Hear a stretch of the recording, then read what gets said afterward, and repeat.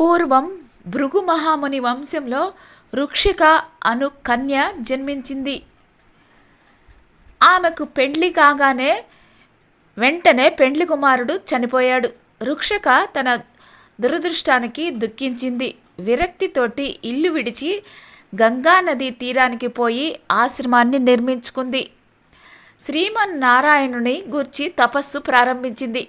ఆ విధంగా చాలా సంవత్సరాలు జరిగింది. అనేక మాఘమాస స్నాన ఫలితాలు కూడా ఆమెకు దక్కాయి.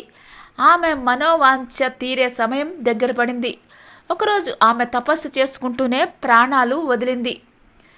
ఆమె చాలా సంవత్సరాలు వైకుంఠనందే ఉండి తర్వాత బ్రహ్మలోకానికి వెళ్ళింది. ఆమె శక్తివంతురాలు అవడం వల్ల బ్రహ్మదేవుడు ఆమెను సత్యలోకంలో దేవ కార్యాలు తీర్చటం కోసం అప్సరశ్రీగా చేశాడు. తిలోత్తమ అనే పేరుతోటి సత్యలోకానికి పంపాడు.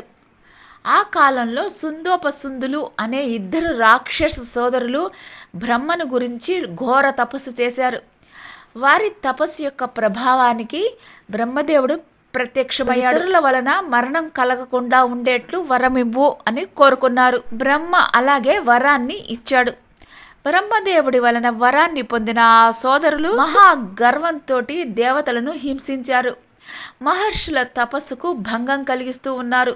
యజ్ఞ యాగాది క్రతువులలో మలమాంస రక్తాదులు పడవేసి ప్రజలను నానా భీభత్సాలు చేస్తూ ఉన్నారు.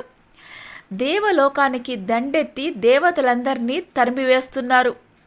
ఇంద్రుడు మొదలైన దేవతలంతా సత్యలోకానికి వెళ్ళి బ్రహ్మను వేడుకున్నారు. ఆ ఇద్దరు రాక్షసుల మరణం కోసం ఏదైనా ఉపాయాన్ని ఆలోచించమని ప్రార్థించారు. బ్రహ్మదేవుడు తిలోత్తమతోటి ఈ విధంగా చెప్పాడు.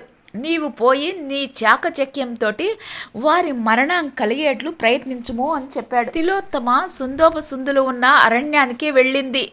చేతిలో వీణను పట్టుకొని మధురమైన పాటలు పాడుకుంటూ ఆ రాక్షస సోదరులు ఉన్న నివాసానికి సమీపంలో తిరుగుతూ ఉంది. వీణా నాదాన్ని, ఆమె మధుర గానాన్ని ఆమెను చూసి సుందోపసుందులు నన్ను పెళ్లి చేసుకో అంటూ తిలోత్తమను బతిమిలాడారు. మిమ్మల్ని వివాహం చేసుకోవడం నాకు ఇష్టమే, మీరిద్దరూ నాకు సమానులే. ఇద్దరిని వివాహం చేసుకోవడం సాధ్యం కాదు కాబట్టి మీ ఇద్దరిలో ఎవరు బలవంతులో వారినే నేను వివాహం చేసుకుంటాను అని తిలోత్తమ చెప్పింది. వారు పౌరుషంతో నేను బలవంతుడును అని తొడలు కొట్టుకున్నారు. యుద్ధాన్ని చేసుకున్నారు. కత్తులు దూసుకుని ఒకరి తల ఒకరు ఖండించుకున్నారు. ఈ విధంగా దేవతలకు వారి బాధ తొలగిపోయింది. తిలోత్తమ దేవలోకంలో అప్సరసలు అందరికంటే అధికురాలు అయ్యింది.